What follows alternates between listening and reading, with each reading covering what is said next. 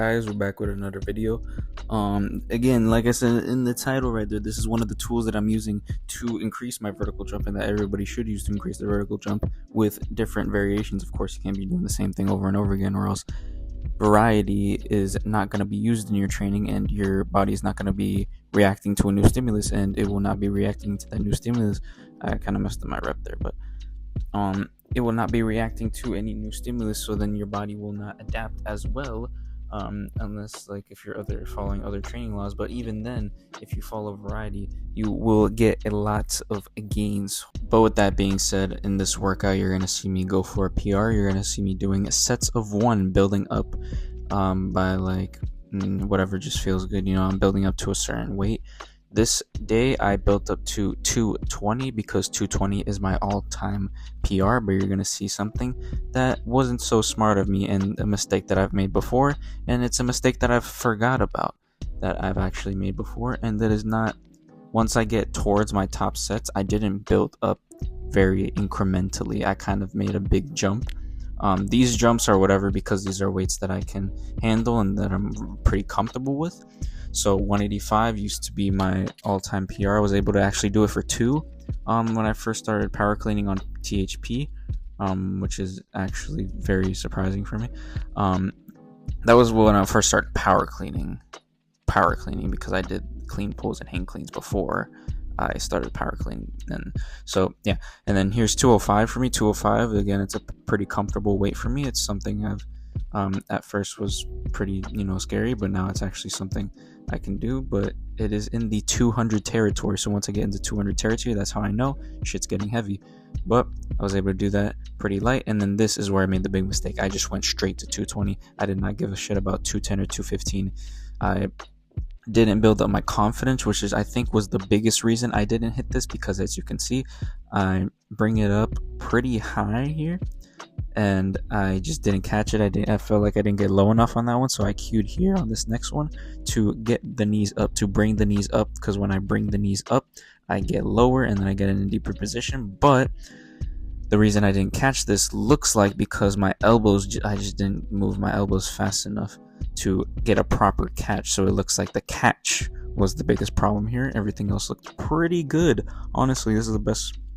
With heavy weights, this is the best my power clean has actually looked. And I went for this like 4 times. I didn't go above the amount of sets I was supposed to do. I just tried this like for a lot of times. And again, same thing there. It looks like the catch was pretty ugly and I didn't do it fast enough, or maybe I just didn't let go of the fingers. I think I did like at one point, but yeah, I guess I just didn't have my elbows fast enough is what I'm pretty sure was the problem, because I definitely didn't cue that. But yeah, you're gonna see me go for it here again. Let's see what I really did on this one. Yeah, it's like it's slow. It's just slow. It looks slow when I with the elbows and whatnot. So yeah, didn't get that. So now here I'm recording my side view of these squats. So I actually found out recently, you see my little goofy squat stance right there with my feet kind of pointed out. That is the only way I can really squat deep. I can't squat with like a normal, like slightly outward foot stance. I have to have my feet like very wide, like pointing like to like very, you're gonna see right here where my feet are pointing. Yeah, like that is the only way I can have my feet in the right position for my hips to allow myself to squat deep with no butt wink. So it might look like there's a little butt wink, maybe not on this one so much, but maybe on the heavier ones. But if you really slow it down, it's just my humongous glute stretching. I'm joking. It's like kind of like my hips like moving, like it's kind of hard to explain, but if you really look at it in slow motion, there's no like any butt wink whatsoever. At least that's what it looks like, and it doesn't feel like it either. So it's a good thing for me, because I thought this whole time I wasn't able to squat deep. I thought I was only going to be able to squat in a half squat position, so I didn't think I was going to get the benefits of being able to squat deep, but I am clearly getting the benefits of being able to squat deep here. I always know I could squat deep in a front squat though, that's 100% sure, but in a back squat I wasn't always sure. And this is me back squatting 225 for 1 rep, I think, like 1 or 2 reps, something like that. But The bad thing about it is that I've been half squatting this whole time instead of deep squatting. So in that very bottom position of my squat, I am very, very weak. So my max squat for this, I'm not 100% sure yet because I've never truly tested it without like any like precautions of no pain. Like I haven't tried to test it completely healthy yet. I know my half squat is 315. That's my top half squat. So it could definitely use a lot of work. My deep squat could definitely use a lot of work. So yeah, I still got to get my numbers up. I still got a long way to go.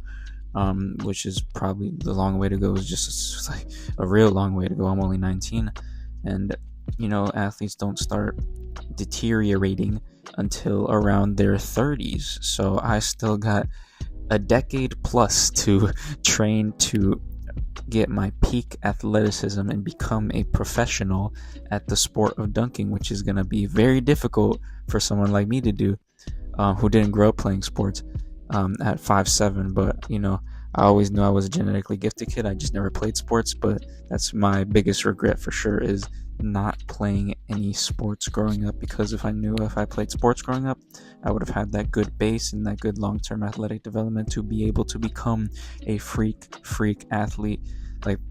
Like basically saying by now I would have been like already been doing crazy stuff. But that's the way life goes, and some things are a blessing in disguise as well, because now this is teaching me to have the discipline and the will to get better. And it made me find what I love to do too. Also, right there, I messed up my squat. It was a funny little thing that I did right there. I just didn't go up, I guess, on the bottom. I just forgot or something. I don't know. But I did it again. You're going to see here. But anyways, yeah, I feel like maybe if I grew up like that and just played sports and just had fun, I would have not had the discipline that I have now for training. Because training is a hard thing to do. But it's also something that I love doing. So if you really love doing it and it's hard, you're gonna push through it and you're gonna do it no matter what. Anyways, that is the end of the video. As you can see, the screen is dark, so I've yapped too much. So yeah, that's pretty much it for this one, guys. I'll see you guys in the next one, which should be coming out soon. Peace.